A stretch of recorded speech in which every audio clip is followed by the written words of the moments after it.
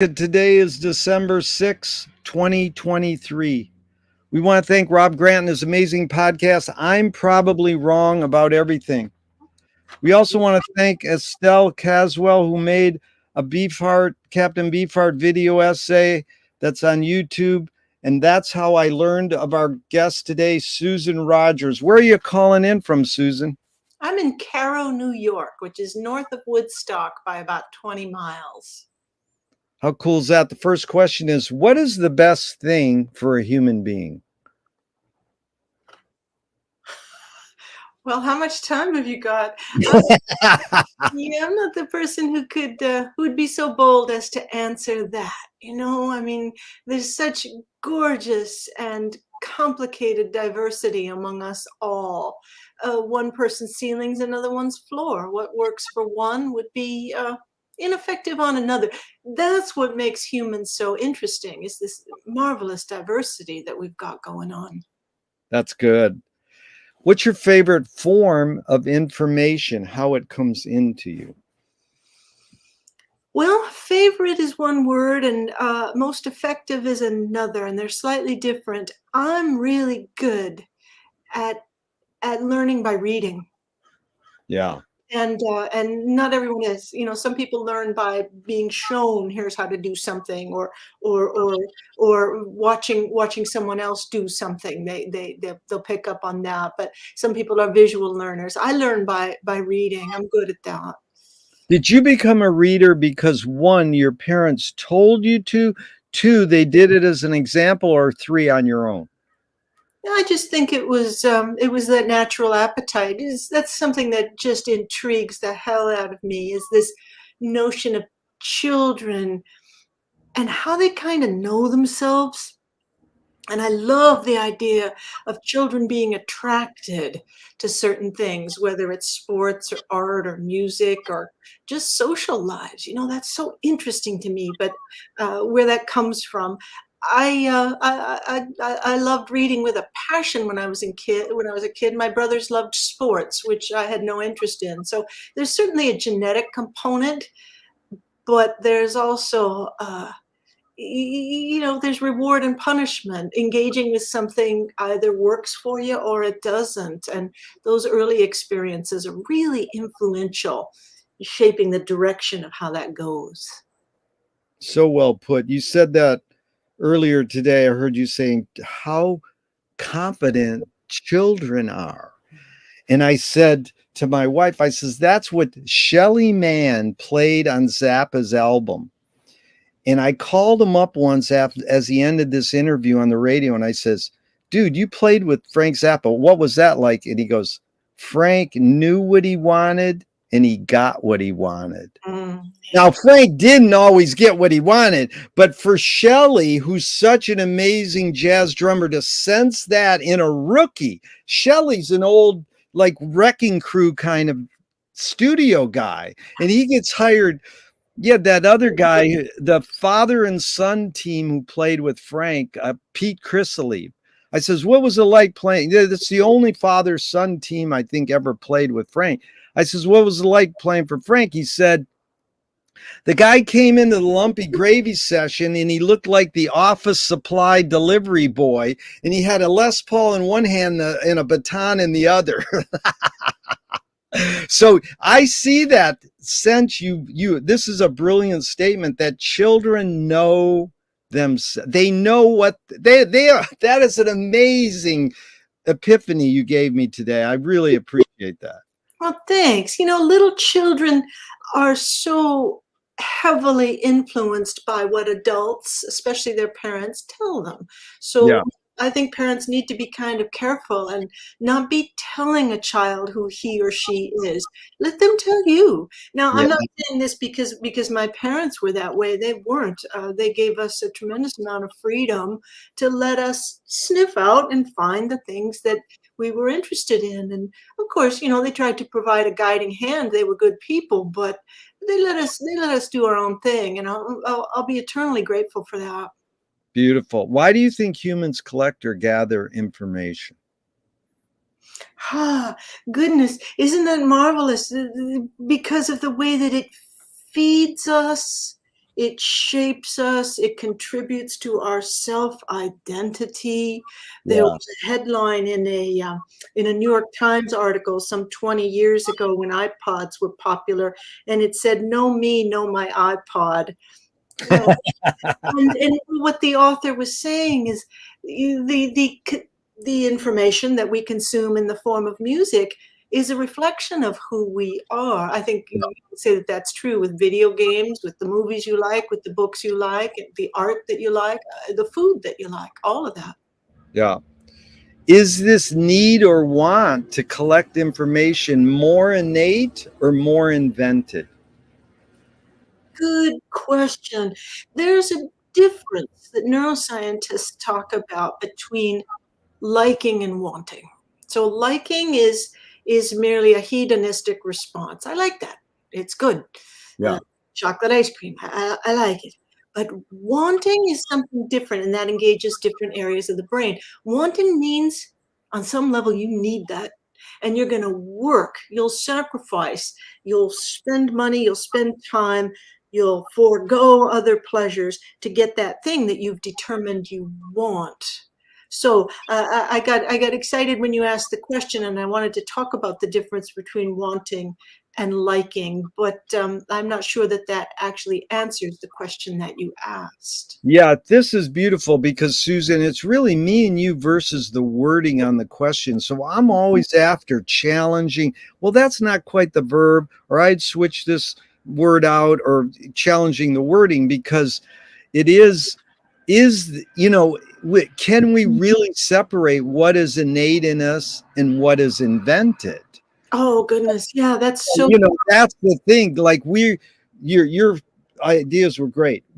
Information feeds us, shapes us, but is that innate in us to see? It's seek, want, like.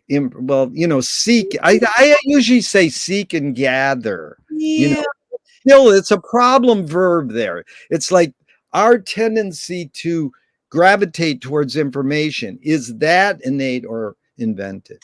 it's hard to disambiguate what's Yeah. innate from what is acquired over a lifetime. For example, the great biologist Robert Sapolsky, whom I love, Yeah. says he says saying that genes are responsible for something is like saying a recipe bakes a cake. I'm kind of Yeah. misquoting him, but what he's saying is the recipe is only the blueprint, and you'll make decisions then about combining all these various ingredients into various types of cakes. So it's the same thing. We may have genes that express um, a desire to be physically active and work out every day, or you might have genes that express a desire to be intellectually active.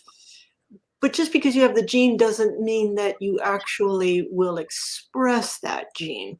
So that's why it's hard to tell what behaviors are innate in us and are driven by forces that were there from the moment we were conceived versus those things that we learned through trial and error have actually worked out for us. Well put. It reminds me of like a McLuhan meets Lenny Bruce rewording. The genes justify the memes, and the first word is spelled like blue jeans. So, do thoughts create emotions? Yeah, of course they do. But what came first, the emotion or the thought?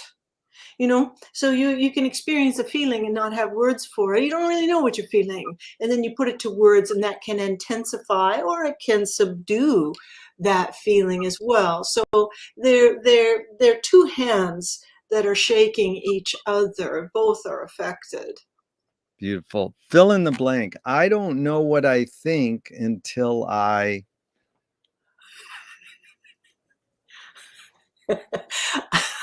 Until I read or hear what someone really smart thinks. There you go. That I'm going to read a really smart. That's my answer is until I ask somebody, but I want to say I want until I ask someone who's really smart like you. So that's Joan McLuhan says I don't know what I think until I say it. Joan Didion says I don't know what I think until I write it. Hmm. So that was good. Um Can humans think without language? If I could, if I could have the answer to one question, only one, I'd want to know how a non-human animal thinks. I would love to know. Take any species, but let's just take a dog. How does a dog think about time? How does a dog experience memories without language? How does a dog understand its needs and wants and desires without language? It's easy to say, well, it does it in pictures. Wait, how do you know for sure? How do you know that for sure? As far as we know, it does it in smells. It maybe even in some other modality that isn't even sensory, although that doesn't make much sense. So the notion of a neural process that represents something is 100% possible without language. Our heartbeat, our breathing, our circadian rhythms, we don't need words for that in order for that to happen. But for all of our cognitive processes, learning and memory and emotion and deciding and judging and all that kind of stuff, we do it with our words. The interesting question is how does another species perform these same sorts of actions, you know? Yep, that's what I'm after. It's inventing new questions and new metaphors. Beautiful, because so many people go, "No, my cat loves me." I goes, "Well, do you know cat language? Do they have the word love?" They go, "No, I know it loves me." You know. Anyways, Chomsky says the language is not just words. It's culture, it's a tradition, a unification of community, a whole history that creates what a community is. Susan, what do you do when language doesn't work? When language breaks down, what do you do? Oh, I think what we always have to do is go back. By back, I mean deeper into our psyche and understand our motives. Yeah. What do we want? What do we want to have happen? And Yeah. I like how my friend Tim Bruckner, a marvelous sculptor, says he's talking about truth. And he said there's layers of truth. You know, there's truth that we can avow, that we can say out loud. This is true of me. And then there's truths that we know are there, but we don't quite have the words for them. But then there are truths that are buried so deeply we aren't aware that they're there, and maybe only extraordinary circumstances would cause them to come out. You know, you think of the folks in Israel and Gaza right now, and they're living under extraordinary circumstances, so they're discovering things about themselves that they never had occasion to learn before. Anyway, I think what we do when there are no words is, or we should do anyway, is just be quiet, be still, be content with not having words, and then see if you can go on that little mental excursion to find what it is you want and what it is you fear, what you're feeling down deep inside. And then perhaps the words will come. If they don't come, you just put some music on, because that's what it's there for, is to put words to experiences that that'll help you out. It's beautiful. That's I know you had a fondness early in your life for James Brown. How could you he's one of the greatest lyricists of all time. Check this line. I've got a move that tells me what to do. A move. He doesn't say I've got a word, a move that tells me, that is an amazing. So the layers of truth was deep. And why do the one friend said, when you're in a conflict with someone, you go, why do you need to say that to them? Like, don't say that to me. Just ask them to go into that. When you said understand the motives, Mm-hmm. that is really deep. I like that. Your observations of humans in general, are we more thinking beings or more feeling beings? I'd like to say that we're more thinking, more cerebral, but I do believe we're more thinking. I think I misspoke. I believe we're more feeling. I Yeah. like how the Nobel-winning psychologist David Kahn wrote in that famous book, Thinking Fast and Slow. He wrote about our two systems. So you've got your fast response, which is your gut reaction, and then you've got your slow response, which is your more cerebral, thoughtful Yeah. action. I always have to counsel students, remember when you get out there in the world and you're working, listen to both of them. So that fast Yeah. response, that gut instinct, sometimes it's wrong, a lot of times it's right. Listen to that one, and then also listen to your slower processor, which is analyzing and deciding the pros and cons of how to behave in a given moment. You need them both. So well put. Yeah. We invented these words, thinking and feeling, so we think we can separate them, but they're so interconnected. Bridget Bardot says, when I make love, I don't think. And I'm like, good luck. How can you shut your brain off? And it's like people who meditate, they go, okay, now think about not thinking, you know. But this is beautiful because you know that there is this range. Pascal, the mathematician, said, in order to understand anything, you have to know this end of the spectrum and that and everything in between. So that's what, go with your gut and go with your Yeah. reason. Yeah. That's Beautiful. really, really good, and it's really underappreciated. One of the most exciting things that I learned about in university was categorization. Yeah. And so the human brain is always judging. It's what we do. Yeah. Young people, students at Berkeley will criticize each other sometimes for being judgmental, and I have to remind them it's just a brain doing what it does. Of course, Yes. it's going to judge. But in order to judge, Pascal was right. We kind of, first off, have to determine where the goalposts are. Before we attach a label of good or bad or the best or fabulous or whatever, you got to define your parameters. And the label of good is going to be very different depending on how you're thinking about the overall set of Yeah. things being judged. Yep, that's bias, man. I love to go, I hate this. And, I hate that the new Stones album used auto tuning on Mick Jagger. It's like, give me a fucking break there. And, it's like, dude, just cool it. And no, it has services and disservices. Yeah, but another thing that's interesting too is that that person, that music listener is saying, I had expectations. I had a target in my mind. I thought it was going to be this. And then the album that I heard, it wasn't that thing that I expected. And they're just voicing there's some distance between what I wanted and what I got.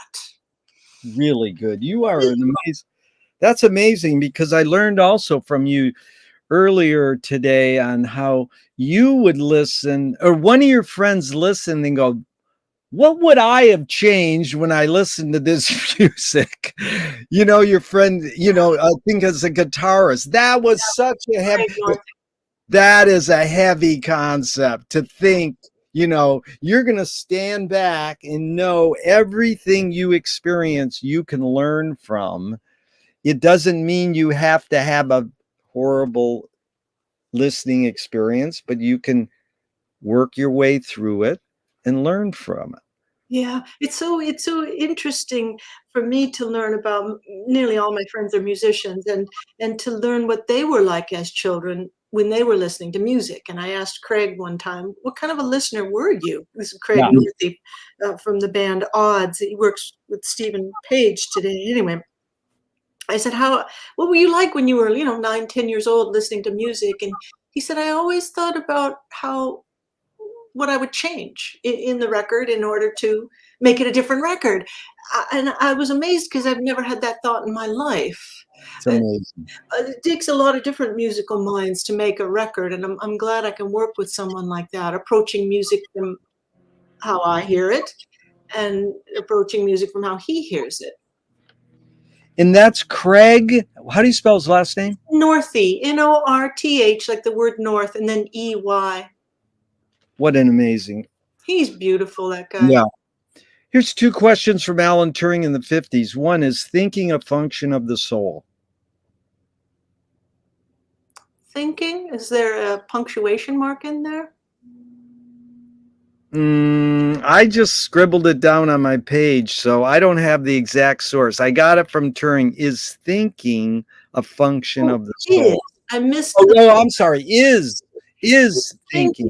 A Yeah. function of the soul. It's problematic for me because being a scientist and an atheist, I don't understand what a soul is. Yeah. You asked the question earlier about, where I get my opinions from, and it's from consulting people who know more than I do. And, Yeah.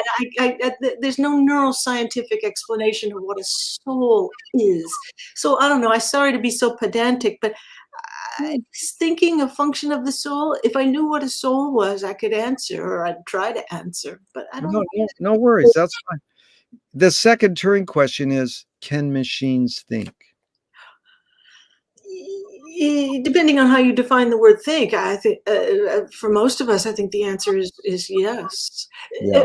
Thinking is a process of combining information, and it may be done in a familiar way, saying words you've said before, or it can be done in a wholly original way. When you're creating something brand new, machines can do both of those things. Yeah. So, yeah, the actual human practical application of thought is going to be different than what a machine does with a thought. But the process itself, I think, is similar. Yes, Beefheart said, I had too much to think. You remember that Jerry Seinfeld bit about thinking, and he riffs on the sayings, I don't know what to think. What were you thinking? I just couldn't think. And the Marx Brothers are in the jam. Yeah, the Marx Brothers are in the jam, and one of them says, we got to think. And he goes, no, we already tried that. Do you more pursue happiness or more pursue meaning? I'm guessing it's happiness. Yeah. Yeah, I've never really thought about it before, but I know that I've always been driven toward getting what I want, and I know what I want. I'm in touch with what I want, and I've always just steadfastly progressed toward getting it. Because I got it from Viktor Frankl's Man's Search for Meaning. He says happiness doesn't tend to last, meaning does. Um, I guess they're intertwined again because it makes me happy to discover meaning. It makes me happy just to learn things. Yep. So, if that's meaning, I guess then it's both. But I wouldn't be interested in meaning if I were unhappy. I, Yeah. I would feel like I hadn't arrived at any meaning if I were unhappy. That's a bit egotistical. It presumes that meaning is something that can be internalized, and that it's not extrinsic to yourself, like the meaning of a play or a film or a book or a phenomenon or a circumstance or something like that. Yeah, there's that kind of meaning. But then for personal meaning, something that feels relevant to you, I think is linked to happiness. Yeah. Does the brain more detect consciousness or create it? Like, is consciousness there bubbling away and we're more so detecting it or more so creating it? That is a philosophical question that has not been answered yet by brain science. There are folks who claim to have described what consciousness is. Essentially, it's an emergent property of a living brain that's managing a lot of information. What's your hunch, though? Would you say more Oh, detecting or more? go ahead, please. What's your hunch? Do you think it's a little more detecting or a little more creating, or you can't? I think consciousness is the detection, an awareness of Yeah. the processes that your brain is undergoing. I don't know that we create it. Um, no, I think the right verb is emerges. I think consciousness, Merges. That's good. emerges Yeah. from a system that is sophisticated enough to support it. So we could ask the question: is a dog conscious? And then we could debate whether or not the dog is conscious. I think most people would say yes, it is. So Yeah. then let's work our way back. Is a worm conscious? Is a Yeah. bumblebee conscious? Yeah. Is intelligence a biomarker of, I shouldn't say biomarker, is intelligence a marker of consciousness? Yeah. Seems likely, yeah. Yep. What's faster, speed of light or speed of thought? I think it's the speed of light. I don't think anything goes faster than the speed of light. Audre Lorde, the poet, said, "You can't dismantle the master's house using the master's tools." Yvonne Rayner responded and said, "You can if you expose the tools. What new tool do you suggest?" That's a tough one. Those are good statements. I like how Albert Einstein said a problem cannot be solved by the same consciousness that created it. Yeah. So I suppose a new tool would be one. It's an unimaginable thing, but it would be something that would rewire important neural synapses to allow you to see or imagine or think of a problem in a whole new, previously unexperienced way. Yeah. That would be a great tool. In other That words, if you could be someone else, if you could be someone else, that would be a great tool for a moment, anyway. yeah. No, that was really good. There was a guy who he's like you really smart, and then he's a harmonica player too. So he's like, multi kind of talented human being. And he says, "What's the new tool you suggest?" He goes, "The next one I find walking down the path." It's like it's not, but it is fun because people aren't sure whether it's something that's tangible or not when I say tool. So that caused me to ask, what new toy do you suggest? Hmm. Okay. Years ago, I had my beloved little dog. She was a little Boston Terrier named Gina. And Gina had, like a lot of dogs have, a dog bed. And I traveled. I was making records in those days. This was the 90s, and that dog bed came along with us everywhere. And Gina would tear up her dog bed. She was a terrier, so she'd sleep in it, but she'd also kind of play with it, and she'd grab it by the edges, and she'd shake it, and she'd tear some of the stuffing out of it. And I always let her do it because it belonged to her. It was her. And one day my friend, the musician Tommy Jordan, was observing Gina, and Gina was humping her dog bed. And he said, imagine if there was one thing in your life that you could sleep on, fight with, have sex with, play with, that one thing, because that dog bed was to her so many different things. So if I think of an ideal toy, it would be something that has multiple functions in your life, Yeah. and just like that dog bed did for that little dog. A multifunctional thing. That is good. Providing a lot. So, what do you worry about when you go to bed at night? I don't know about you, but I keep a running stream of things to worry about. I A don't running stream. That's know, good.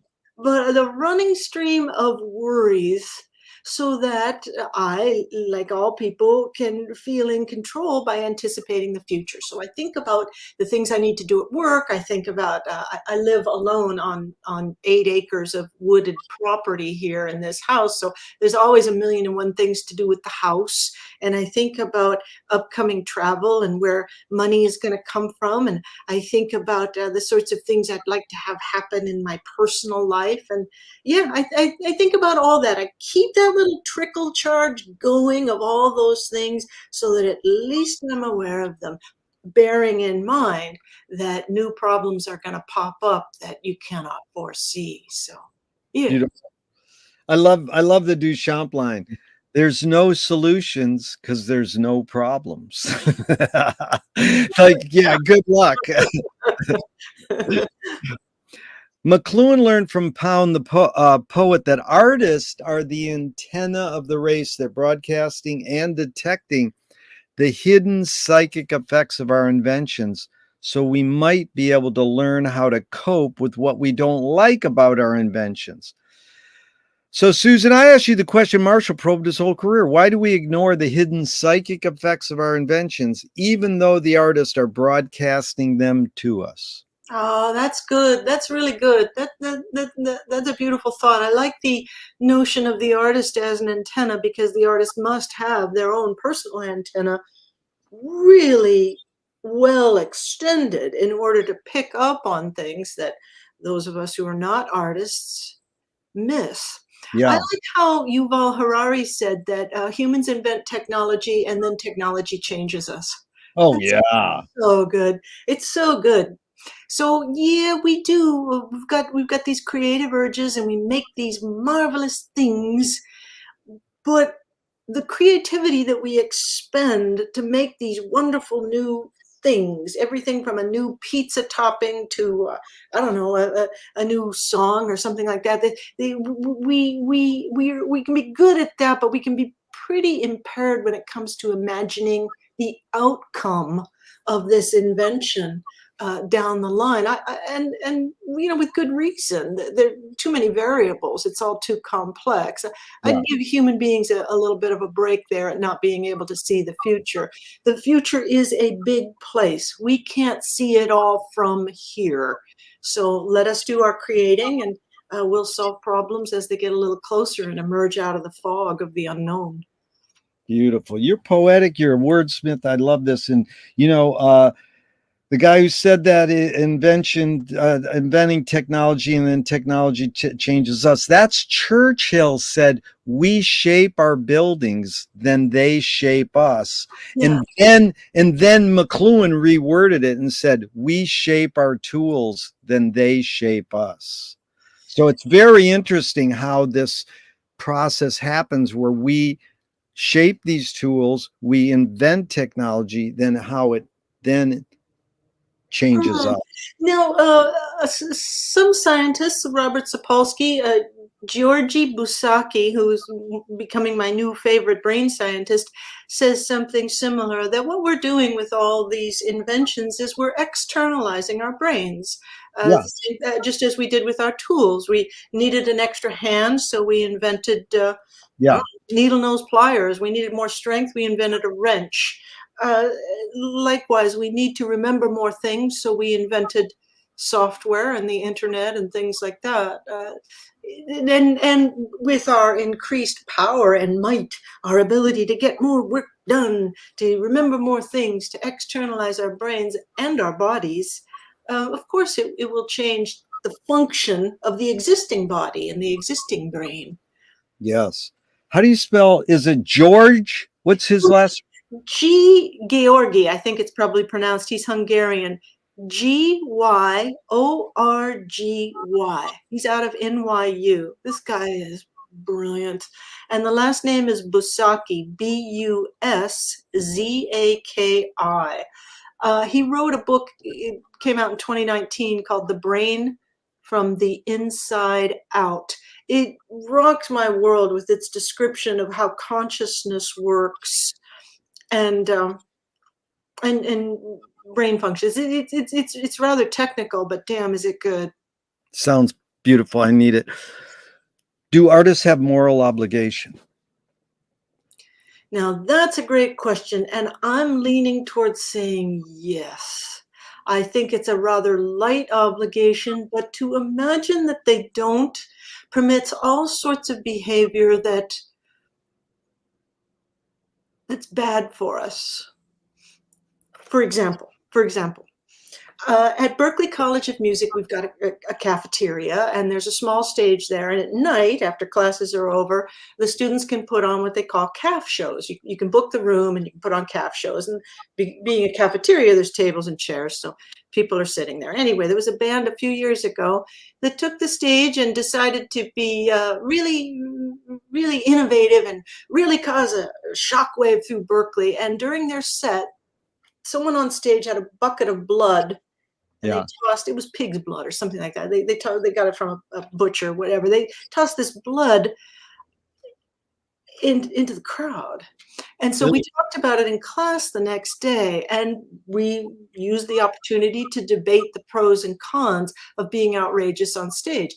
This act was original, it was profound, it was artistic, it was punk, it was also dangerous to human beings. Yeah. There are pathogens in blood, and they could have hurt people. Yeah. So yeah, we have to consider the outcome of our actions, and if they're going to cause people harm, then we have to be moral and decent, and not say that our artistry justifies Yeah. people harm.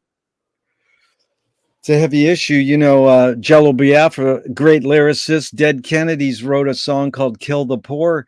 And I think that guy who shot people in Vegas the other night, who knows, he might have heard it and took it literally, you know? And it's like, please, you know, Yeah, that's the kind of harm that was interpretive in nature. yeah, Most people listen to Dead Kennedys and they think, right on, that's punk. But one person will listen to it and say, "Oh, this is a literal instruction." Whereas the case with the pig's blood, that's physical and physical, measurable. yes. Yeah, Are you more afraid of new ideas or more afraid of old ideas? perhaps the old, perhaps the old. Um, because we get tempted to think that just because we've always believed it, it must be true. And scientists, and I like to call myself one of them, are skeptical and are. This is really good. The scientist Richard Parncutt says, in the life sciences at least, all facts are temporary facts. Yeah, So we might say that such and such happens in the brain, and as far as we know today, it's true. But if someone comes along with better tools and better methodology in the yeah. future and shows us that it's not true, we've got to be willing to let it go. So I guess I'd tip the scale in favor of new truths being preferred over the old ones. Yeah, I needed that quote. All facts are temporary facts. How do you spell his last name? Parncutt, Parncutt. He's out of the University of Graz, Graz, in Vienna, Austria. That is important because I know quote, I don't have the source right in front of me, but they say I use it all the time. Science uncovers facts that can be interpreted many different ways. It often does. Like, for example, the law of gravity. I'm reading a wonderful book right now called The Constants of Nature. There was a time when it was thought that the law of gravity might differ or might be slowly changing Yeah, throughout the universe. That is no longer supported. But you got to give it up for those physicists who did the math and said, yeah, this equation would work if gravity changed its force just a little bit. And that brings to mind what Richard Parncutt said: all facts in the sciences are temporary facts. It's true today, but we yeah, have to keep an open mind that it might not be true tomorrow. And this yeah. happens. It's David Lee Roth, here today, gone later today. Can you conjure up your earliest memory ever or one of them? Yeah, I got a really early memory. I think it was about 4, of having a little pink stuffed elephant and dropping it into a pool drain. A pool that was being drained. It was a profound memory because, boy, I really liked that little thing, and never able to get. Mom took Is, me to the store. Never able to get another pink elephant. We got a little gray one, but I really liked that little thing. uh, is memory more a curse or more a blessing? Yeah, it can be both, can't it? Certainly, it's a blessing. Of course, because our present and future actions depend on having a sense of what came before. Because heaven forbid, if you didn't have your prior memories, who would you actually be? Yeah. Tell me someone within your immediate family, then outside your immediate family, just briefly, who had an impact on you, kind of like a role model, and what specifically was that impact? My dad had an impact on me because he had a couple of abilities that I inherited to some extent that I'm really proud to have. One, he was really mechanically inclined. He was one of those guys from that generation who could repair the car and take apart the washing machine and fix it, and anything mechanical. My dad, plumbing or anything, the motorcycles, anything, he could take it apart and fix it. My brothers inherited that, and I got a little bit of it too, because I can do a lot of my own repairs here at home. So I'm grateful for that. And the other thing he had that I just loved is he had a natural affinity for animals. He had an understanding for dogs and horses and chickens and just all sorts of things. And I picked up on a little bit of that. So that he was a big influence. That's a person in my family.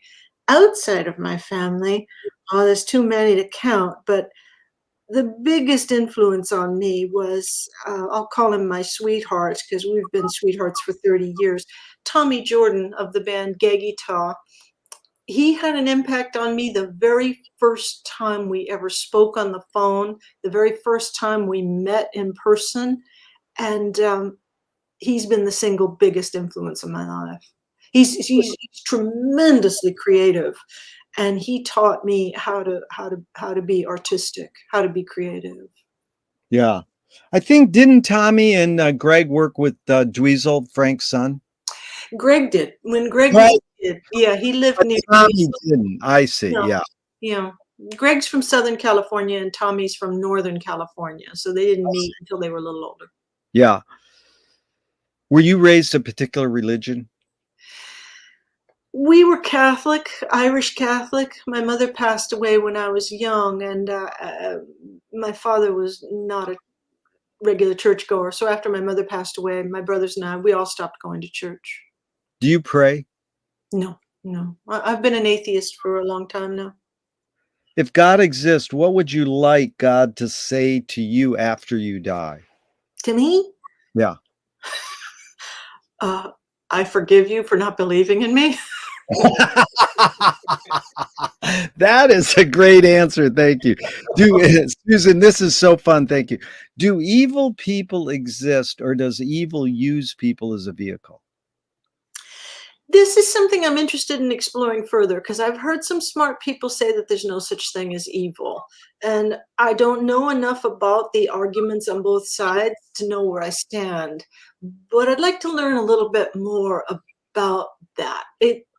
I think all of us colloquially would agree that, yeah, there are evil people and it exists. I like this idea that there's no such thing as evil. There's bad actions, but there's no Yeah. such thing as evil. So I don't know enough to answer, but I'd like to find out more. Love it. One of my favorite albums of all time is Live Evil by Miles. And it's funny because it's like you're flipping the word backwards. Words evoke more in their meaning. But really, the hidden question is, how do you advise someone to deal with an enemy? And I'll set it up. Alan Watts says, if you acknowledge your enemy, you empower them. Coppola stole from the mob and the samurais. Keep your friends close and your enemies closer. JFK said, forgive your enemy, but don't forget their name. And Fellini says, I need an enemy. So it's a lot of thoughts. The basic question is, how do you advise someone to deal with an enemy? But first, how would you respond to Alan Watts? If you acknowledge your enemy, you empower them. Oh, I think that rings true to me. Another thing I've never really thought about before, but it does ring true. In thinking of the concept of an enemy, I always think about why it got that way. I don't believe that they're intrinsically worse than any other human, at least the people that I know. I'm not talking about world leaders and stuff like that who are pretty bad actors. I'm talking about folks I know that I have disagreements with. I don't think that they mean harm. It's just Yeah. that we're not in sync with each other. So I try to just understand where they're coming from and what they want. However, I don't believe that it's necessary to forgive someone who's done us wrong. Everybody says you have to forgive in order to move on. I don't agree with that. I don't agree with that. I think you can simply move on without feeling like you've forgiven someone. This is presuming that your idea of forgiveness means wiping the slate clean. And Yeah. I don't think in many cases we don't want to wipe the slate clean. We want to remember and we want to put distance between us and not make the world a worse place. But I don't know. I think about that notion of forgiveness and whether or not it also includes forgetting. It's really heavy because Mark Twain says, forgiveness is the smell the flower exudes when the heel steps on it. So, Oh, you know, I'm raised Catholic too, and I'm like, you know, taught forgiving is the key. And then I've asked this question for about a year now. If Trump gets thrown in jail, he can't run for president. He writes a book and says, I did bad. I'm sorry. Forgive me. Will you forgive him? Not everybody says no. So I don't know what's that indicating, but it's like telling me something, well, you I know. think asking to be forgiven, I think, most of the times is asking, "Can you forget about all that stuff that happened in the Yeah, past? Can we start fresh?" And yeah, this is what I struggle with, is understanding how we think of forgiveness independently of forgetting. I very wish that we would use forgiveness to mean something that doesn't include forgetting. So yeah, if Trump said, "Could you forgive me?" I'd say, "Okay, fine." yeah, But forget what he'd done in the past, give him a second chance to repeat his mistakes? yeah. No, I wouldn't, no. Well, that goes perfect. You're anticipating this one because Nassim Taleb said games were created to give non-heroes the illusion of winning. In real life, we don't know who wins or loses, but we can tell who a hero is. Then my friend said, well, villains don't think they're bad. They want control. Heroes want freedom. And Gregory Bateson says, if the criminal gets caught, does he go, whoa, my criminal skills weren't up to snuff that day? Or does he go, I did something morally and socially wrong? It's a lot of prompts, but the basic question is, does punishment work? I think it's kinda clear that in a lot of cases it doesn't. In a Yeah. lot of cases, it doesn't. As you're saying that, I'm thinking about these marvelous and complex television shows with these lead actors who are both the hero and the villain. Thinking of things like Breaking Bad and Succession and Yeah. Better Call Saul, and they're so marvelous because they get us to think about what it is we admire in human beings and what it is that we don't want to see more of in our Yeah. society. Like these people can be fun to watch on TV, but would you want them in your family? Would you want them next door? Yeah, we always do have to think, would we want everyone to behave like that? And if the answer is no, then that tells you there's something going on in their actions that we would just as soon not have happen. Yeah. It's complex because Errol Morris made an amazing film called Fog of War, where McNamara kind of admits he's a war criminal, but you know, he says, hey, I won, so I write the history books. And when he died, it didn't say war criminal dies, it says war hero dies. Yeah. The same with Kissinger's obit, you know, recently. So I was like always wanting to ask Errol, well, you humanized a war criminal. And my wife's dad, who's worked with Cesar Chavez and beautiful man, he said, humanizing anyone is good. So that's a little complex because we want to think maybe that everyone's capable of failing and being bad. And is that human? Is that the human condition? You know? It reminds me of something that interesting that happened related to Prince some years back. After he passed away, I think this was 2017. I was invited to give a talk to a gathering of Prince super fans. Yeah. They were there in the room, and I was just essentially all they asked me to do was just tell Prince stories, and so I Yeah. did. There was a woman who was standing kind of near the front, and she, at one point, she kind of did this with her hand and kind of laughed, and she said, "Stop, stop, stop!" And she said, "You're making him too human."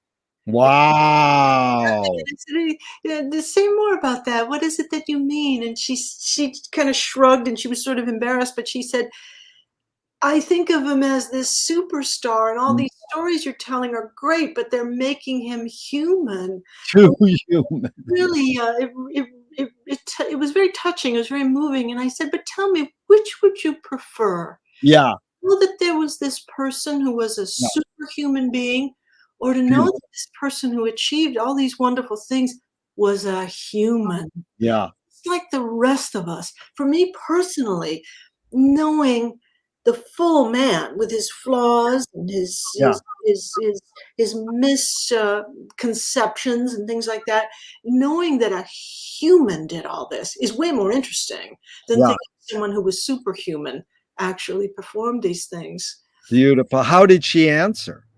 Do you remember? She didn't, we continued the Yeah, conversation, but she wanted to hold on yeah, to her concept of yeah, this person who was this superhuman being, but it's a yeah, false belief. yeah. Yeah, Frank Zappa nailed it. He says, "I'm a failure, but I'm not a miserable failure." Oh, how can he call himself a failure? I don't Yeah. get.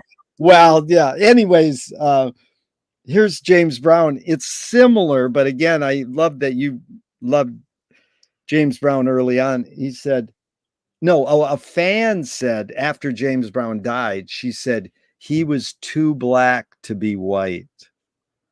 Hmm. And I mean, that's more racing, but it is. James Brown to me was so grounded, but most people kind of think of him as Eddie Murphy in a hot tub on Saturday Night Live, and like a crackhead who drove a bus and the cops chased him. It's like that's why, thank God, there was one documentary that said, let's concentrate on him as a musician. Yeah.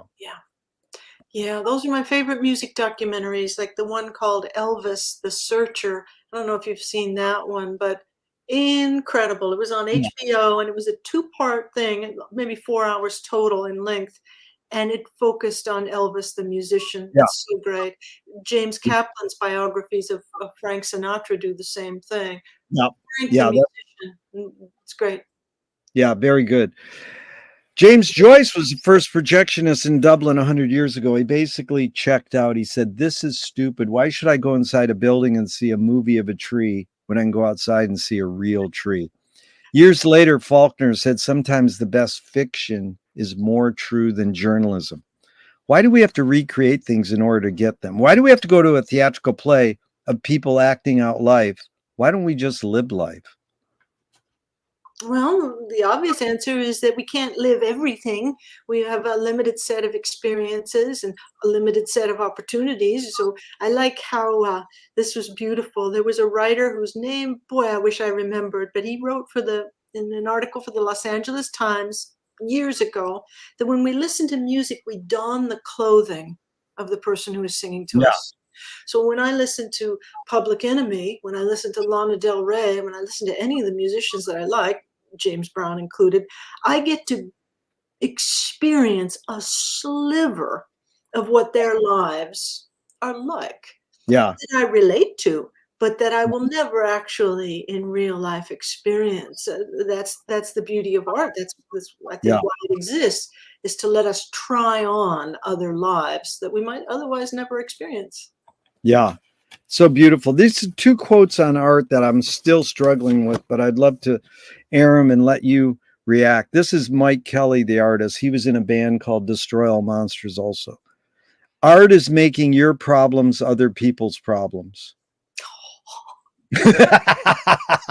Good reaction. Now I don't know how to read it. What does that mean to you, or how does it make you feel?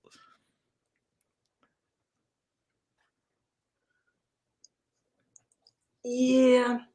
So, the mythologist Joseph Campbell wrote maybe he wrote it in The Hero with a Thousand Faces, that the artist, the writer, goes on the hero's journey, and he has to go to that deep place in his or her psyche, and they have to bring back, if they're doing their job well, a universal truth, something that's Yeah, true of all people.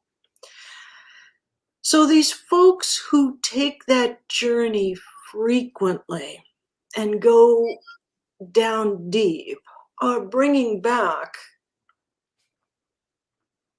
I won't necessarily say solutions, but ways of looking at problems that the rest of us haven't considered. So yeah, Yeah. I agree with that. It's a really concise way of putting it, that when you're an artist, you're expressing problems, if you're a good artist, that aren't just true of you, they're true of all people. And Mhm. as I was talking about earlier, with that sense of truth, many of us, whether it's looking at a painting or watching a movie or listening to a piece of music, recognize the truth in that work of art that also applies to us in our own lives.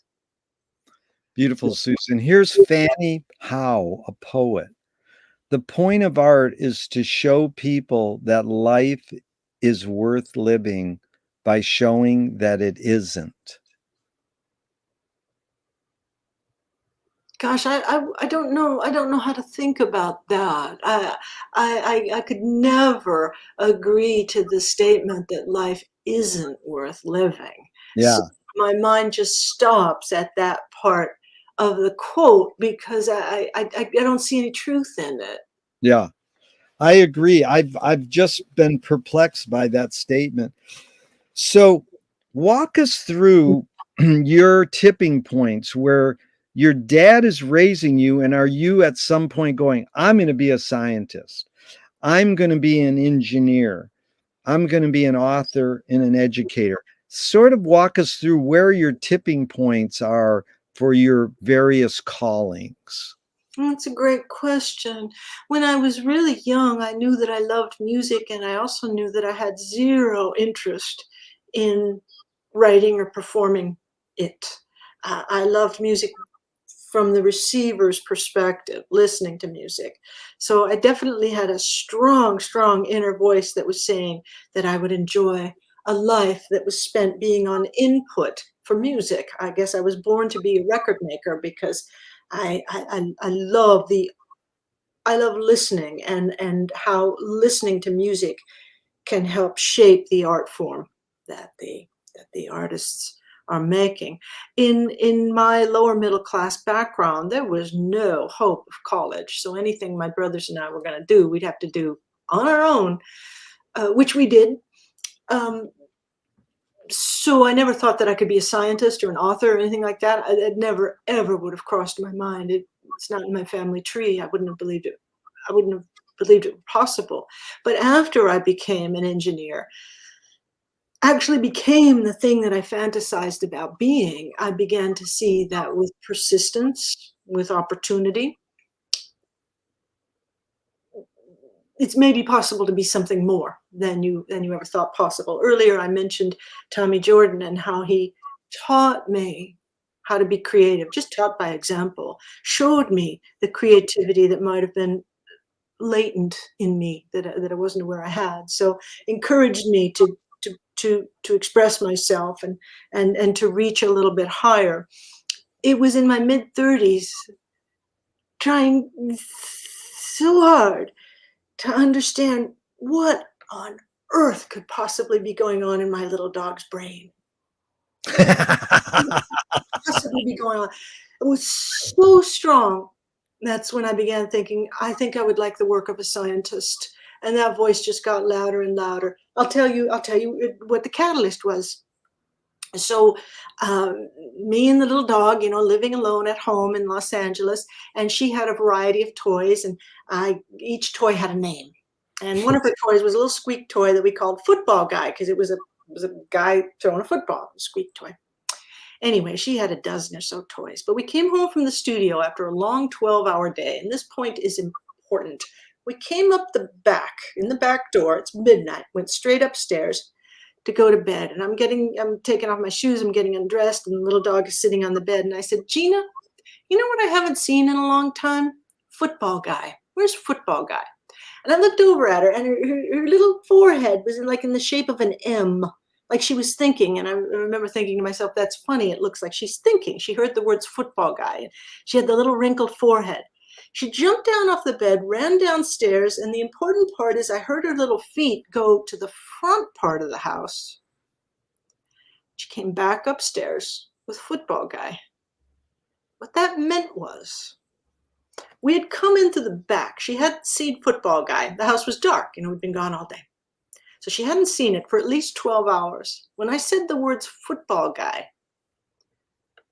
one, she most likely pictured the toy, but two, she had to have thought to herself, where did I last have it? Jeez. What's that I? How does a dog think of itself? How, what she had to have thought of more than just football guy. She went to where it was, and I know she hadn't seen it in at least 12 hours, probably hadn't seen it in days. So it makes logical sense that she was imagining herself with football guy. Who is this self? What is the self that would have played with football guy? Given that, I mean, do they have consciousness, given that they don't have the same thing we do? So that question launched me, and I knew in time, as the feeling got stronger and stronger, I want to understand brain mechanisms, how thinking and consciousness emerge, and how, if you were not fortunate enough to have a human brain, if you had a different kind of brain, what would you do with it? There was a scientist who said, and this is so beautiful, he said, just because other species have an organ of thought that is less complicated or less complex than our own, doesn't mean that they leave that organ completely untouched. Yeah. Yes, sir, that is true. Just because her brain is simpler than ours doesn't mean she doesn't use it. Yeah. How does a little dog use that brain? It was hugely influential to me. I still don't know the answer to the question, but I sure love exploring it. Yeah. And the simpler is another thing. Well, two things. What a story, and so well put. How did the dog know football squeak toy? The way you said it in your voice, there's some language there. Yeah, they're pretty good. Science knows now that dogs, some species, some not species of dog, breeds of dog can learn hundreds or Of even over 1,000 of words. And certainly, I was like an amateur scientist back in those days, and I taught Gina. I taught her melodies, four different melodies for 4 different activities, and I taught her words, just a small set for these right. toys. She learned that very quickly. Yeah, have you seen that movie on Nim Chimpsky? The people who raise I have. that's it's worth seeing because it's similar how they think. Anyways, the other thing was simple. Is it us anthropomorphizing the word simple on them because we've decided this is complex and this is simple to them, or to their consciousness, or to their world? That could be complex. I don't know. Yeah. So I asked the question, where's football guy? And I'm not presuming she understood the word where, or that she understood the prosody of a question versus a statement. Right. But I know, because she could behave referentially Yeah. with respect to her toys. I could say, get the ball or get football guy, and she'd know what Yeah. that means. So I've gotten as far as I can say football guy, and I can imagine she can picture what that particular toy looks Yeah. like. The question that just blew my mind, though, is how did she make a beeline for the darkened room where that thing was? And I can only imagine she did it through memory, which accounts for the pause, sitting at the bed with the little wrinkled forehead. It looked to me exactly the way our faces look when we're thinking, perhaps remembering. And that's the intriguing notion, is how does this remembering take place? Because it would appear like, if you ask the question, where are your car keys? Yeah. You're not thinking about the car keys alone. You're thinking about yourself and where you last had your car keys. Where Yes. does the self come into that, Yeah. solving that problem? Yeah. So this is post engineering career. Then you go into being a neuroscientist. This was during the engineering career. This was in Sure. It was my both. late 30s, early 40s when I was fantasizing about the life of a scientist, which I didn't get to embark on until I was 44. And then did that kick over? Where's the tipping point to be the educator?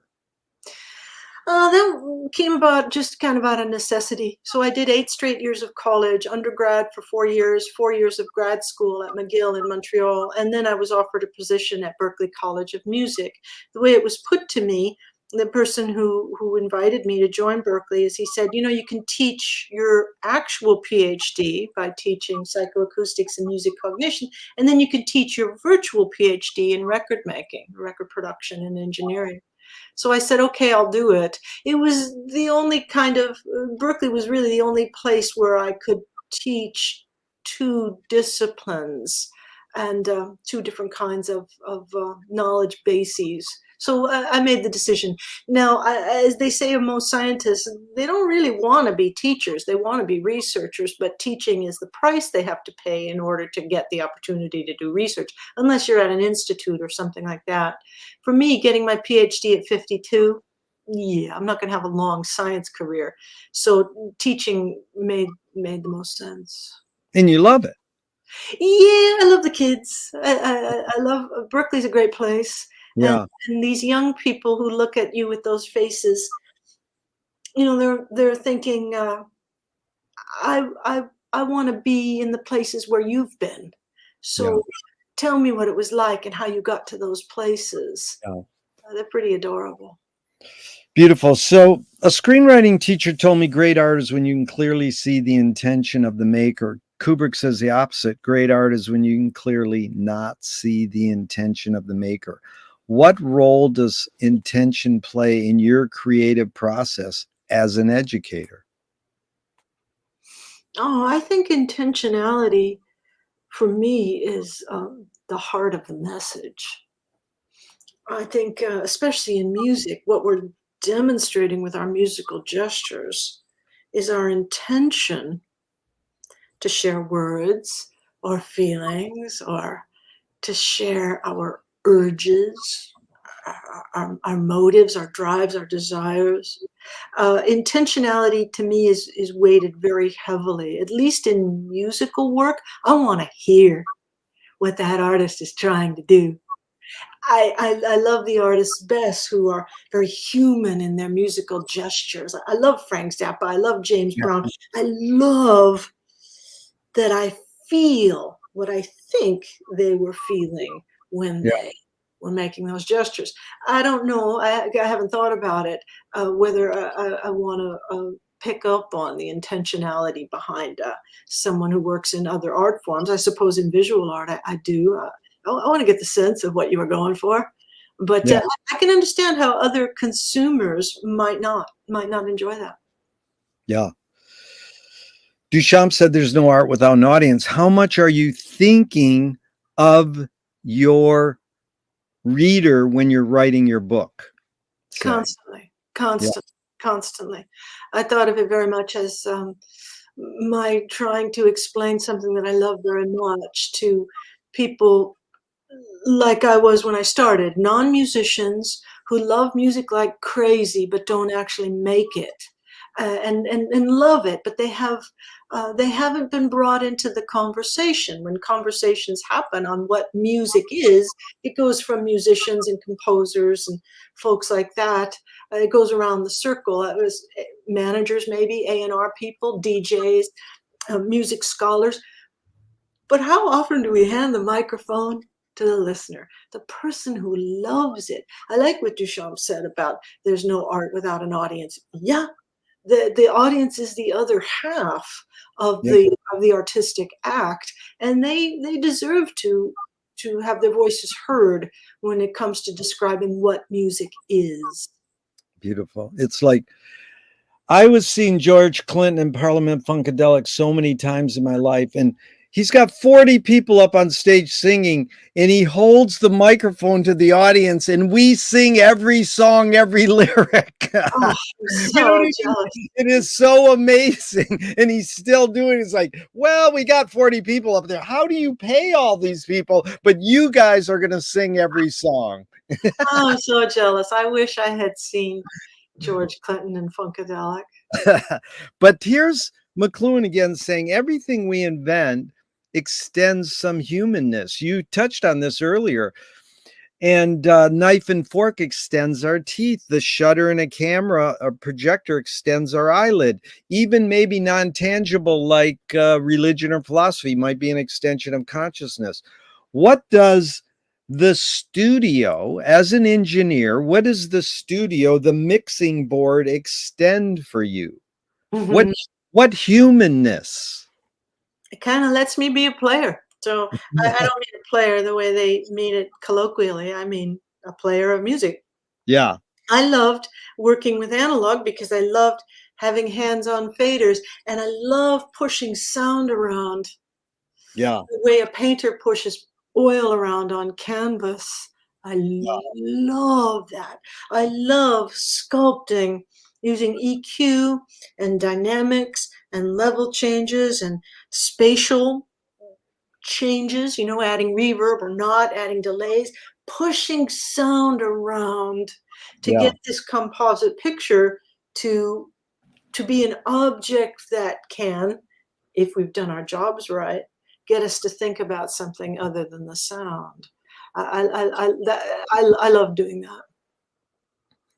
You know the story of how Frank realized by sitting in church when the choir sang as a teenager, the candle flames would move from the chorus's breath, air moving. So he called music air molecule sculptures. Ah, beautiful. And Fred Frith told me that Frank was one of the guys who used the studio as an instrument. That's what you were sort of saying. You were that was your instrument. Mm, Yeah. Yeah, that's what we're doing. And when the musicians are on output, they are pushing air molecules back and forth, and those air molecules collide into the microphones, and they come out in through the guitar player's fingers. They are transduced into a signal that goes through wires, then it comes out, and eventually all of this stuff comes out through the loudspeakers, and then the great stuff happens. The listener is in the room. When there go your eardrums back and forth in that exact same pattern as what those folks collectively made on the other side of the glass. And there goes your eardrums back and forth, and the bones of the middle ear in and out, the basilar membrane and the cochlea up and down, the little hair cells swaying back and forth. And now you've got an analog to digital conversion, because now you've got mechanical activity that has caused ones and zeros. The ones being the nerve spikes and the zero being the absence of a spike. So now you've got nerve spike activity that can represent the frequencies, represent the loudness, represent the phase, represent the relationships among this signal. And then on top of that, once it gets up here to the cortex, you've got this pattern of neural activity, right, representing all the dimensions of the sound itself. Now you've got neural activity that represents what you think about it. Is that a good performance or a bad one? Does that guitar need tuning? Have you heard this part 1,000 times today, or are you hearing it for the first time? Is that the right guitar? Maybe it's the right part, but you're doing that on a Stratocaster, and it'd really be better with a I don't know, a Telecaster. And all of these thoughts did this are encoded into a cohesive neural pattern. How do we do that? I mean, how does that even happen? Right? So there's a cohesive neural pattern that is the features of that guitar tone, and then there is the feelings that you have, the thoughts you have, the decision making that you did about that guitar tone. And then, of course, there's the order of the notes. There has to be a timekeeper. If those pitches come back all scrambled in time, it's not the same signal. So all of this is going on. And then you might take that, you might store it in long-term memory or not. But think about it. What if you think about it the next day? What do you have to do if you think about it the next day? Like Gina with the football guy, you get a prompt. Remember that guitar part? That was actually pretty good. And you reactivate that neural trace. Yeah, reactivate. at least a crude representation of it. So I don't remember where I started with this, but I know that it is so mind-blowing. Oh, Frank Zappa saying it's air molecules going back and forth. Yeah. That's how we start. But ultimately, where we end up is that you've got neural activity. And this is the especially cool part. The signal might look similar, at least on some levels, to to a neuroscientist. But to the possessor of that brain, for each one of us, it's a different signal. For Exactly. you like it, you don't like it. It's familiar, it's novel. You're hearing it for the first time. It's something you can ignore. It's something you want to pay attention to. That's just mind-blowingly great. You use that verb, individualize the listening experience. Mm. And that so resonates. Mid-career, McLuhan updated the medium is the message, the medium is massage, to the user is the content. And that's individualizing the listening experience. It's the user is the content. It's so beautiful that as any given recording, let's just stick with music for the moment, any given 3-minute piece of music is the exact same thing in terms of the pattern of air molecules that move back and forth, and it's a unique thing in each and every brain. That's Yeah. beautiful. It's also Groucho Marx on the other end making fun of it, going, who are you going to believe, me or your own lying eyes? But here's, Susan, this is so fun because this is 1969 LA Free Press asked Frank about Pauline Oliveros' work with sound above the audible and below creating a mass. And here's what Frank said. Not that it created a mass, it created something audible.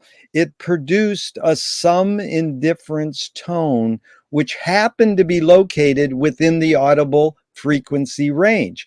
By combining something so high you couldn't hear it and something so low you couldn't hear it, it yields something in the middle you could hear. Mm.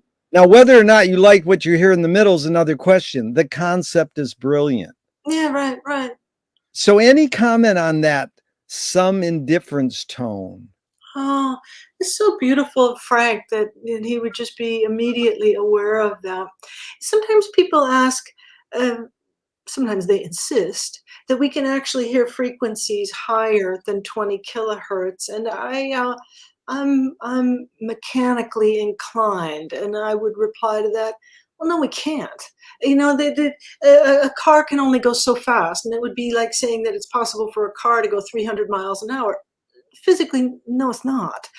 Something you either do something or you don't. And most of us don't even hear 20 kilohertz. It might be a brief period in our lives where those wee little hair cells can represent that frequency. But for the most part, hell no, they cannot.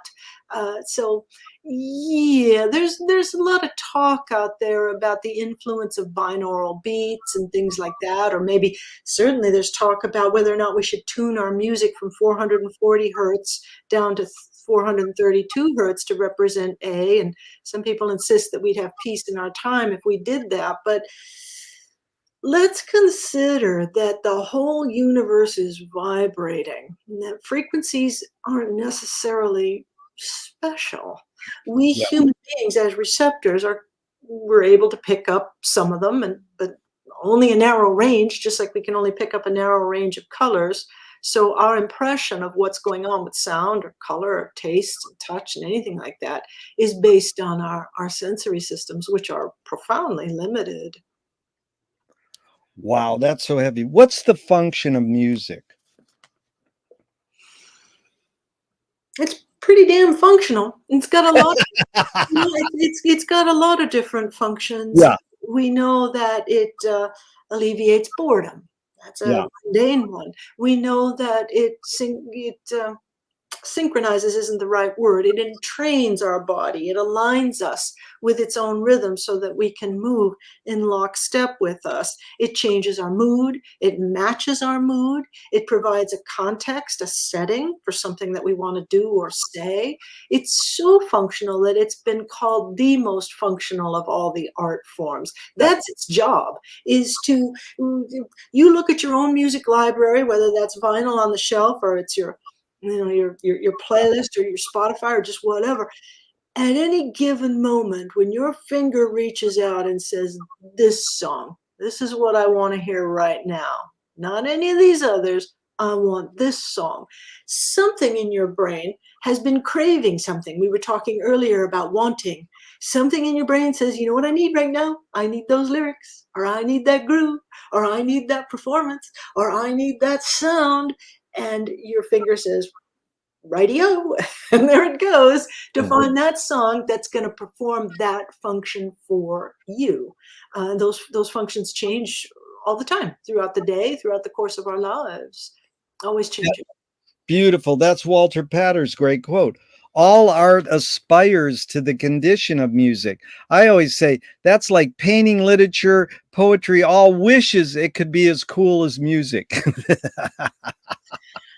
Music is damn cool. It's so damned effective. You know, it's well, I mean that's what we do. We know which music gets consumed the most and which music is kind of lost and forgotten off to the fringes. So of course, music makers are going to modify the music that they make to try to be as useful and functional as possible. Which is why, of all the art forms, music has the most in common with food and clothing. Yes. It's the clothing that we choose is functional, and the food that we choose is also going to scratch a certain itch in any given moment. Susan, you have ESP because the next question is just that. My friend says the 3 T's of music are technique, theory, and taste. Technique, you learn how to play it. Theory, you know the structure. How does one acquire taste? Really good. I think that you acquire taste, first of all, by being in touch with your own listener profile, really being in touch with it and being aware when a given piece of music has caused you deep pleasure.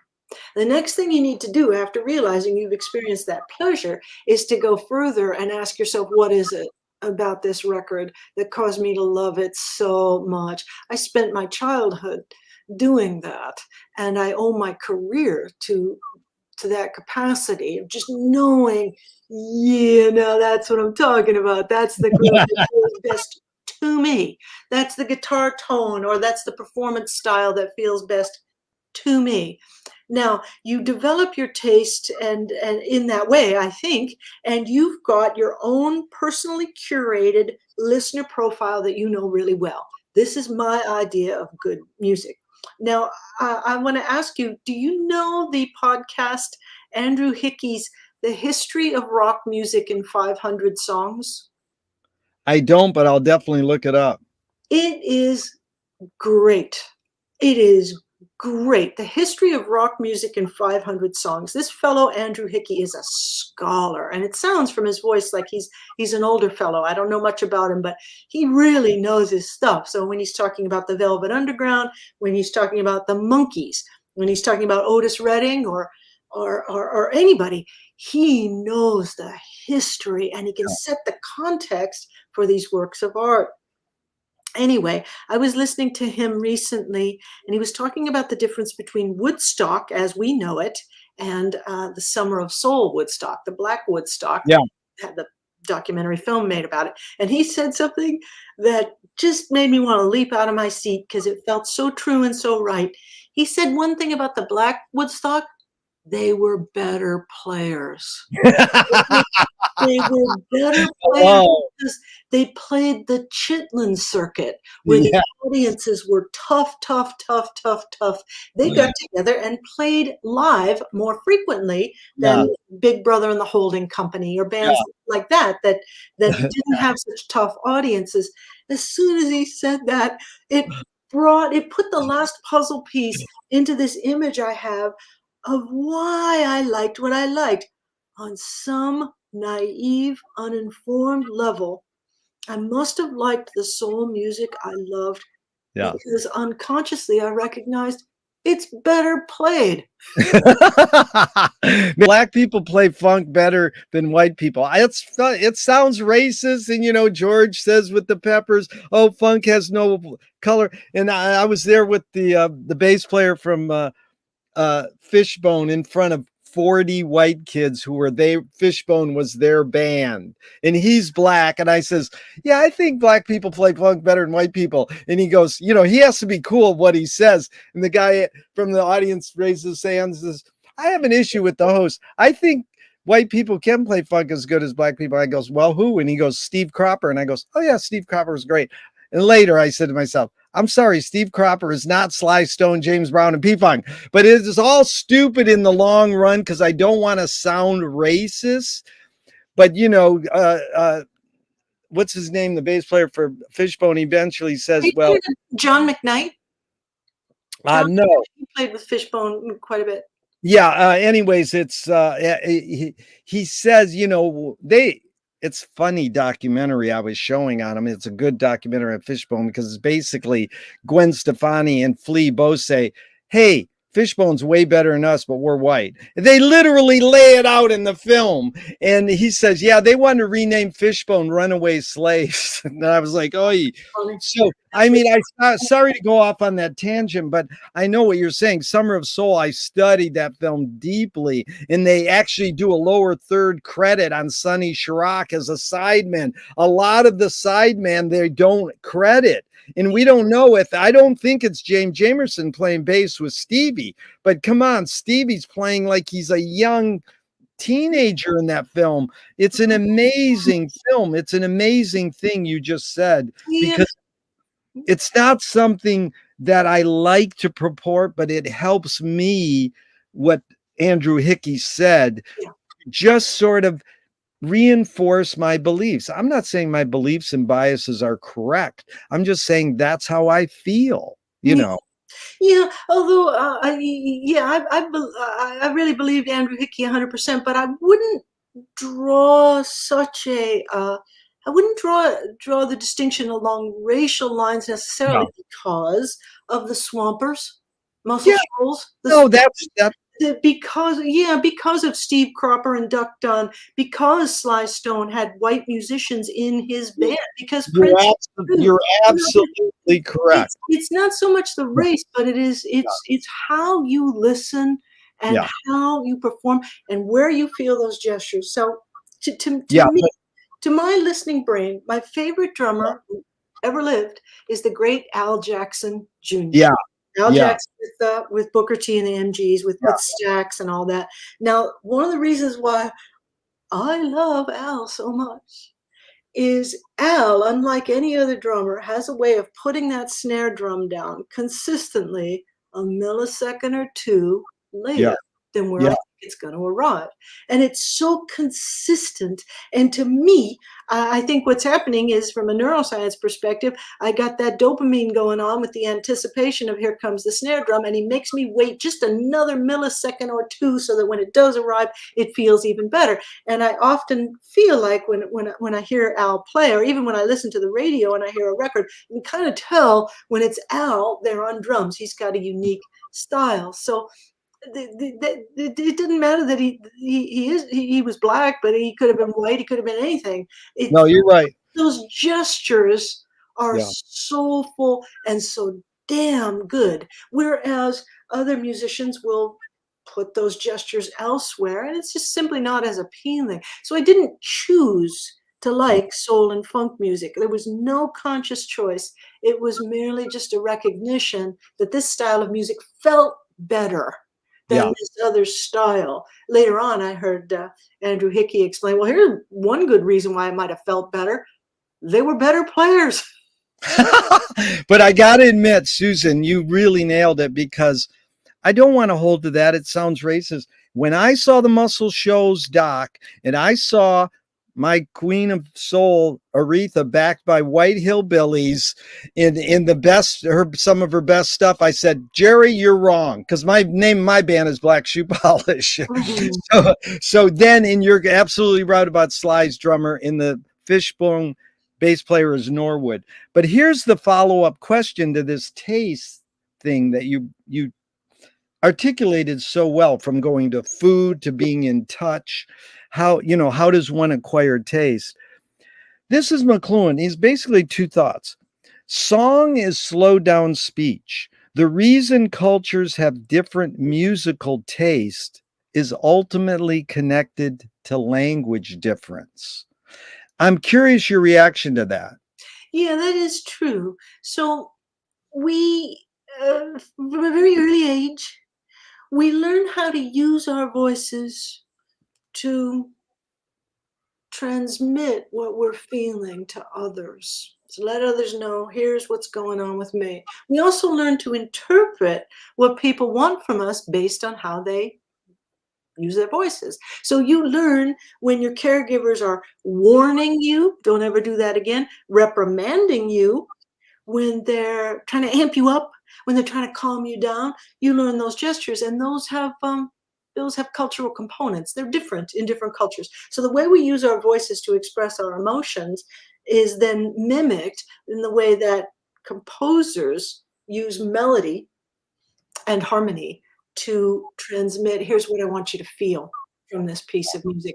Studies have shown that listeners can, better than chance, recognize the native tongue of a composers who've composed instrumental orchestral pieces. They can recognize, listeners can recognize, this is a German composer, or this is a French composer, or an English composer, because melodies tend to mimic how we use our speech.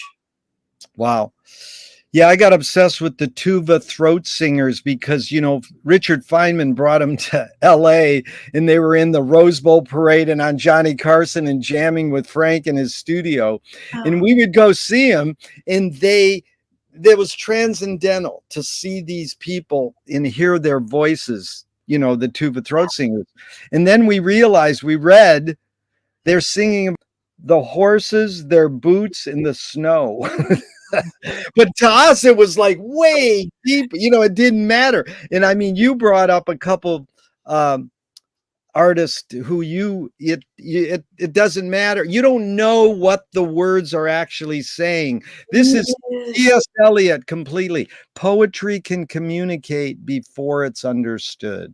True. Yeah, that's beautiful. That's beautiful. Yeah. If the singer is doing his or her job right, we should get a powerful feeling, or at Yeah. least a feeling from the vocal performance, even if we don't understand the words. Because you mentioned slowed down speech. Yeah. Our brain, with its two hemispheres, evolved to specialize in processing speech. On the left side, for nearly all of us, that's our fast processor. But in order to process melody, we need to slow down. A single pitch all on its own tells you nothing. It's not the least bit informative. It's a series of pitches and how they change over time that say something. So we process music more slowly than we do speech. Thank you for being such an astute listener. That McLuhan quote's a little heavy for most people, and they don't realize he's saying two things there.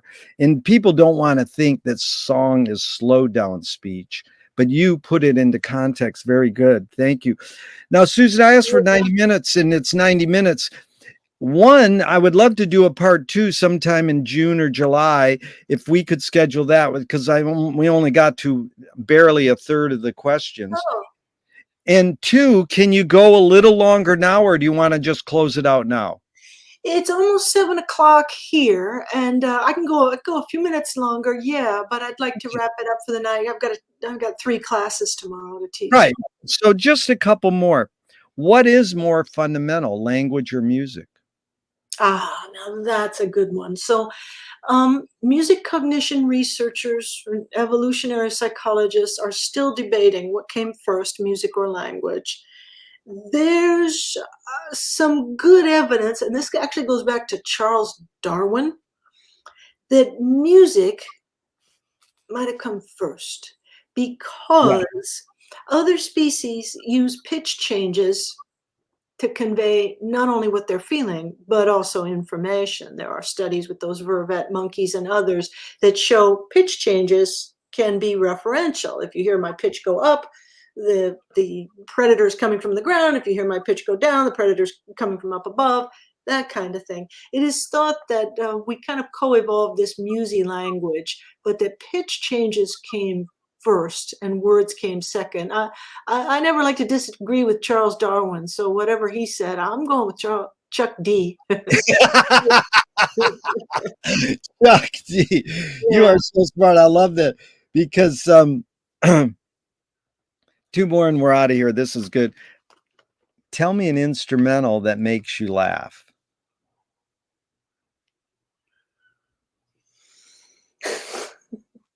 All right. Uh, Lately, I've been listening to a bit of Eddie Palmieri, and Latin jazz is so joyful. Yeah, It's so gleeful. yeah. There's a piece by the jazz pianist Bud Powell called Cecilia, which is just Oh, similar. It's just so utterly delightful. Love yeah. that piece of music. I'm gonna look it up. I'm laughing not so much from the melody, but the virtuosity of the performance. They're just crazy great players. I just laugh with delight. Yeah. Well, this is just sort of like a preview for part two, because this is what I'd like to get into, because you talk about this. Let me see if I can pronounce it correct. McGurk effect. Yeah. Okay, the McGurk effect. I'm curious if we can, in part two, talk about this a little, because in studying Finnegan's Wake by James Joyce, he basically, I don't know if you've ever looked at this, but he invented the internet and disguised it as a book. Oh, So in wow. 1939, he put out a book that's kind of like all gibberish, but you have to read it out loud with a group of people to get it. So it's like a hootenanny or singing a chorus with people, but you have to look at the words as you're mispronunciating them. It's, very dense. It has over 75 different languages in one book. Mm, And so it is this process of turning an eye experience into an ear experience. So usually when you read a book, it is an eye experience. You see black ink on a white page, you see it go in, it goes into your head and you process it. You don't really have to read it out loud. Now, we know some books people read out loud or poetry, but this is an essential part of reading the Wake, that you have to, not Ulysses, the most known Joyce book, you can have it read to you or have great actors read it over the radio or something. The Wake, you have to have the text in front of you, looking at the words that mm, are, people are struggling. So it's turning an eye experience into an ear experience, though you're not abandoning the eye. And it was funny when Ray Charles died, one of his backup singers said, Ray turned our ears into our eyes. oh, wow. So it's flipping that. So, just a little on the McGurk effect. What is this Mm. that you're talking about? Is that a sense ratio shifting thing where it's the eye? Yeah. It involves cross-modal perception, which we do all the time. So, Yeah, one of my lab mates, Bradley Vines, studied this, earning his PhD. So, let's say you go to a live performance and there's musicians on stage. Your ears are hearing what they're playing, but your eyes are also watching their gestures. And what Brad yeah, Vines showed was that if you play in such a way that you're wooden and stiff and you barely move, people will rate the performance, the musical performance, as being not as good.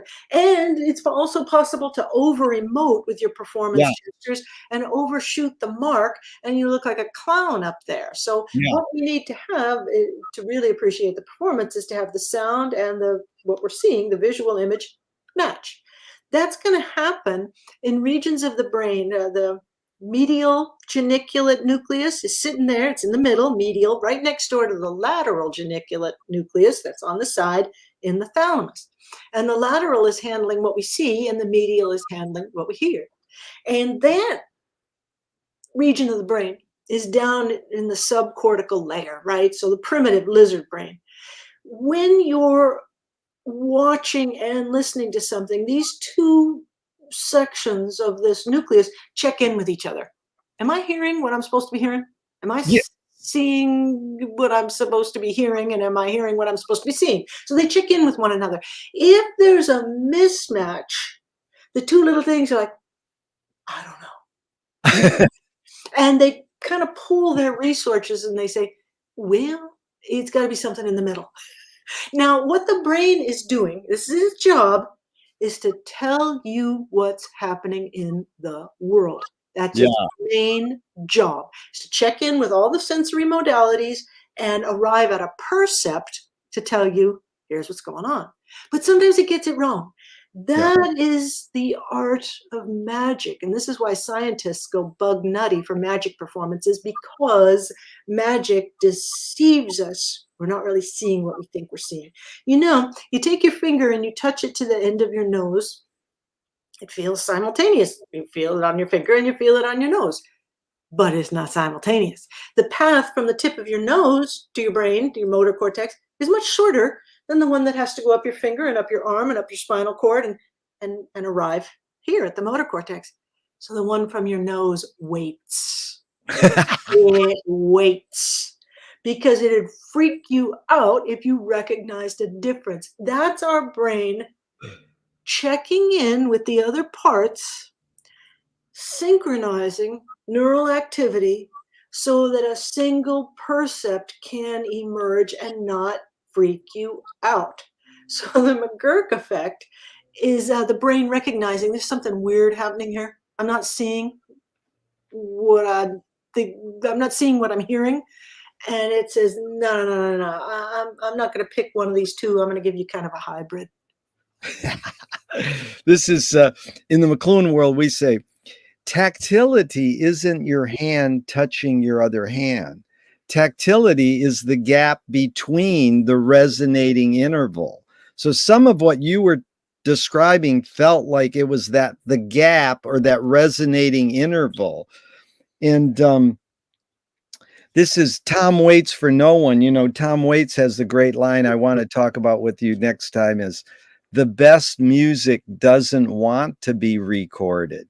Oh, oh, say it. I don't like it. I don't like it. I know. See, I love you here. So, Susan, what a joy and a pleasure. I learned so much and it's just been so fun. And even though I'll hit the end broadcast button now, I hope we can keep talking forever and ever, and especially in part two, some months down the line. Thank you so much. Thank you so much. You're brilliant, Jerry. And I really appreciated this marvelous conversation. You asked questions that haven't been asked before and that I appreciated and enjoyed. I thank you so much for these questions and for doing what you do. This is fantastic. Super cool. Thanks, Susan. We'll be in touch. All right, Jerry, have a good holiday season. You too. Bye.